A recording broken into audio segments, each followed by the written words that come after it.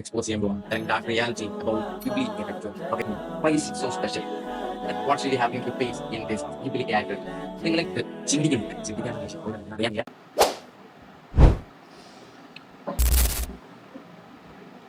Hey guys, welcome back. It's your author. So, ഇന്ന് നിങ്ങൾ എൻ്റെ തമ്മിൽ ഉണ്ടാണൊക്കെ അല്ലെങ്കിൽ എൻ്റെ ടൈറ്റിൽ ഉണ്ടാണൊക്കെ തന്നെ ഞാൻ ഇന്നൊരു കാര്യം എക്സ്പോസ് ചെയ്യാൻ പോവാണ്.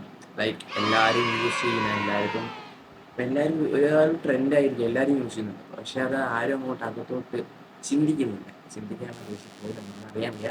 ഇനി ആരും കൊണ്ട് ചിന്തിക്കാത്തൊരു സംഭവമാണിത്. ഇനി ഞാൻ എക്സ്പോസ് ചെയ്യുന്നത് ഡാർക്ക് ട്രൂത്ത് അല്ലെങ്കിൽ dark reality about Ghibli trend. Okay, so let's dive into it.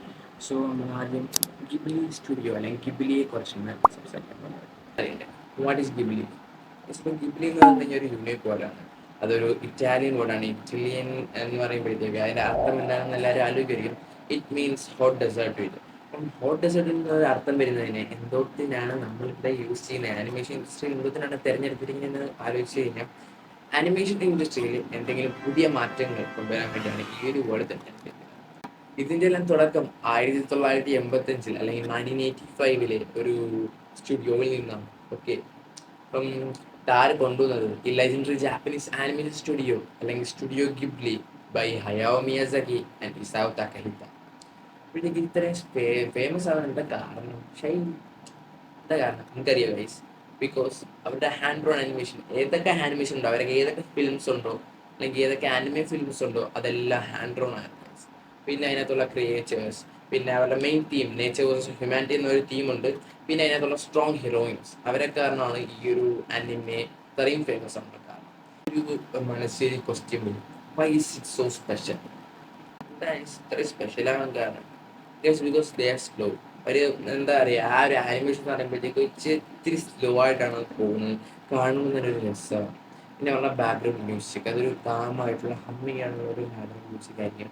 പിന്നെന്താ പറയുക, അത് ടാക്കൽ ഡീപ് സ്റ്റഫ്, ഡീപ്പായിട്ട് മനസ്സിലായോ? That's why it's so special. ആ ഒരു അനിമെ സ്പെഷ്യൽ നല്ലതാണ്. നമ്മൾ ഇപ്പോഴാണ് ഇതിൻ്റെ ഒരു മെയിൻ കോണ്ടന്റിലോട്ട് വരുന്നത്. ഡാർക്ക് ട്രൂത്ത് അല്ലെങ്കിൽ ഡാർക്ക് റിയാലിറ്റി എന്താണ്, what's really happening to face in this Ghibli AI trend. നിങ്ങൾ ഗിബ്ലി AI എടുത്ത് ചെല്ലുന്നു, നിങ്ങളുടെ ഒരു ഫോട്ടോ അപ്ലോഡ് ചെയ്ത് കഴിയുമ്പോഴത്തേക്ക് അത് കൺവേർട്ട് ചെയ്ത് നിങ്ങൾക്കൊരു ഗിബ്ലി AI പിക്ചറൊക്കെ തരുന്നത്, ഒരു ക്യൂട്ട് AI പിക്ചർ. ഓ വാ. അപ്പം നിങ്ങൾ വിചാരിക്കും ഇത്രയേ ഉള്ളൂ, കാര്യം കഴിഞ്ഞു. അങ്ങനെയല്ല. നിങ്ങളൊരു ഫേസ് അപ്ലോഡ് ചെയ്യുക, ഒരു ഫോട്ടോ അപ്ലോഡ് ചെയ്യുന്ന ആ സമയം തന്നെ നിങ്ങൾ അവർക്ക് ഫുൾ എന്താ പറയുക റൈറ്റ് കൊടുക്കുകയാണ്. ആ ഒരു ഫോട്ടോ യൂസ് ചെയ്യാനുള്ള ഫുൾ റൈറ്റ്സ് കൊടുക്കുകയാണ്. അപ്പോഴത്തേക്ക് ആ റൈറ്റ് കൊടുത്തു കഴിഞ്ഞാൽ അവർക്ക് എന്തെങ്കിലും ചെയ്യാം. അവർ ആ ഡേറ്റ അപ്പം തന്നെ സ്റ്റോർഡ് ആപ്പ്. അത് കഴിഞ്ഞ് വേണമെങ്കിൽ അവർക്ക് സെല് ചെയ്യാം, അല്ലെങ്കിൽ അവർ യൂസ് ചെയ്യും, എന്തെങ്കിലും ഒരെണ്ണം ചെയ്യും. അപ്പോഴത്തേക്ക് ഇപ്പം നിങ്ങൾ തന്നെ ആലോചിച്ച് നോക്കുക, നിങ്ങളുടെ ഒരു ഐഡൻറ്റിറ്റി ആ ഒരു യൂസ് ചെയ്യും. അതെന്തോത്തിനൊക്കെ വേണ്ടി, ഫേസ് റെക്കഗ്നീഷന് വേണ്ടി യൂസ് ചെയ്യാം, സർവൈലൻസിന് വേണ്ടി യൂസ് ചെയ്യാം, അല്ലെങ്കിൽ ഡീപ്പ് ഫേക്കുകൾ ഉണ്ടാക്കാൻ വേണ്ടി യൂസ് ചെയ്യാം. അല്ലെങ്കിൽ നിങ്ങൾ ചിന്തിക്കാതെ ചെയ്യും, നിർത്തുക. ചിന്തിക്കാതെ ചെയ്യുന്നത് നിർത്തുക.